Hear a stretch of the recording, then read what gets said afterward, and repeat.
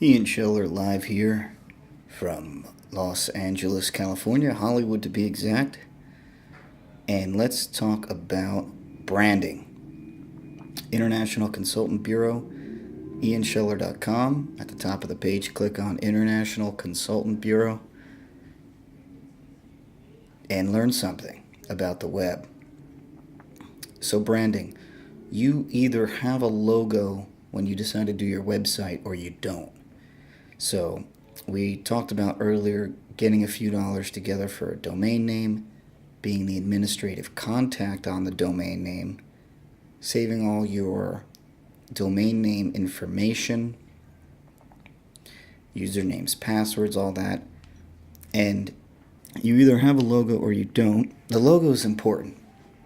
So before you even get involved with, really getting to a computer or hiring anyone, you want to fetch your logo. Now, a lot of people that have been in business, especially physical businesses, and by physical businesses, I mean, people that are actually selling a physical product or a physical service, um, doctors, lawyers, carpentry people, electric type people, barbershop stuff. It's a physical business. People have to show up to get the service or to get the product. Typically, your logo is your branding, especially for small business people. Now, if you don't have one, you can get one.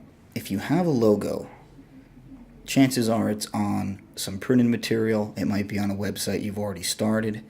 You've got to get those assets, because if you're going to build your website or hand it over to someone else to be built, you need those assets. You need to save those. It's something you sort of need to be in charge of. I mean, typically, there isn't one piece of information about your website that you should not have saved. Even if you're hiring someone else, you should request backups and save all that stuff. Now, the logo is like a coat of arms, and there's a few things to remember when you're getting a logo if you're starting it from scratch. And one is that you want it to be playable across mediums. And what I mean by that is you want to be able to have it be printed on paper or a t-shirt or apparel, etc., or be displayed on the web, or have it be displayed in a video if there's a video presentation, or if there's some sort of other marketing materials, business cards, flyers. You want that logo to be understandable across all of those different platforms. And a lot of the times what will happen, even though we have digital printing and you could do a lot of very intricate detail, which you actually couldn't do before without paying a lot of money, it's best to keep an open mind and be flexible with the logo, and come up with some rules. They don't have to be totally written down, but I guess come up with an understanding about how your logo is going to look across those different forms. And if you have a website and you have business cards, or you have some other marketing material, you just want to be able to come to a point where you like how the logo looks, you enjoy how the logo looks. Because at the end of the day, even without a website, your logo is still going to carry on. It might be on the side of a van or automobiles that are tied to your business. It might be on tools, anything. Your logo should be able to be put anywhere, I guess is the point. Now, if you don't know anything about designing a logo, there's a few things you should know. Now, if you're going to hire someone, that's fine.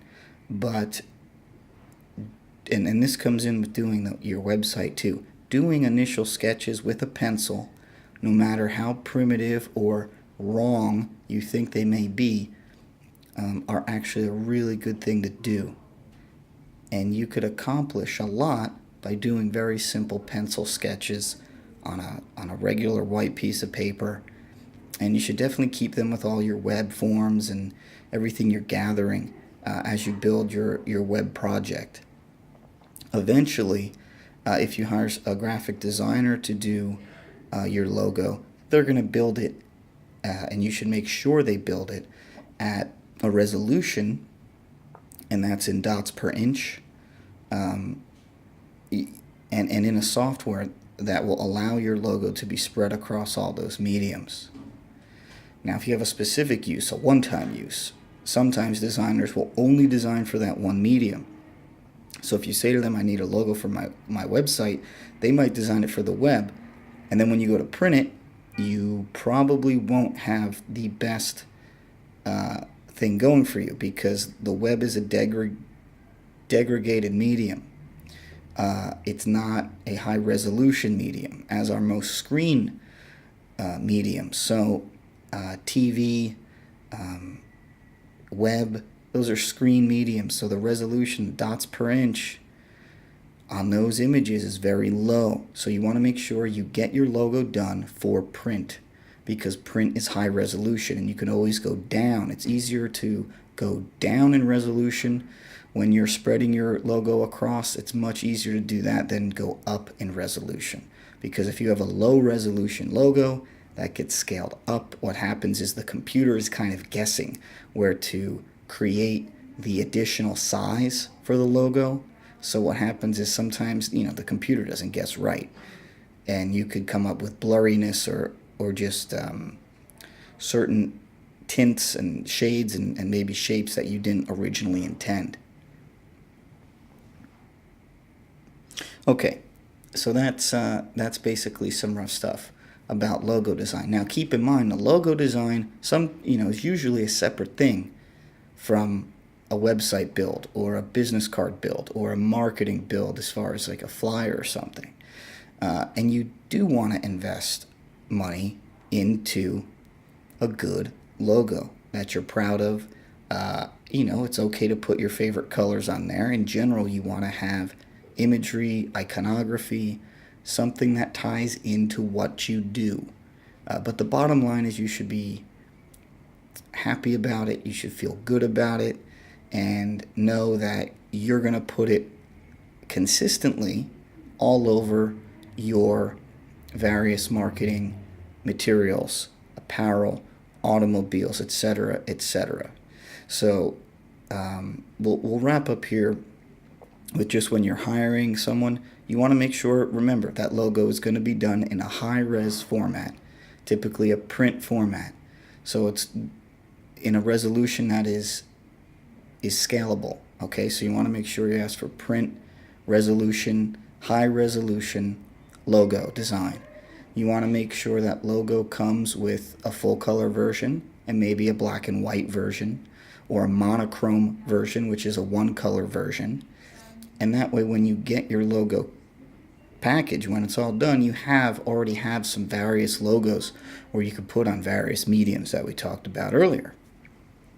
Now, rates really go up and down for this kind of thing. You have to really suss out designers. Now, if you're going online and you don't see any references or testimonials, chances are you shouldn't use that person.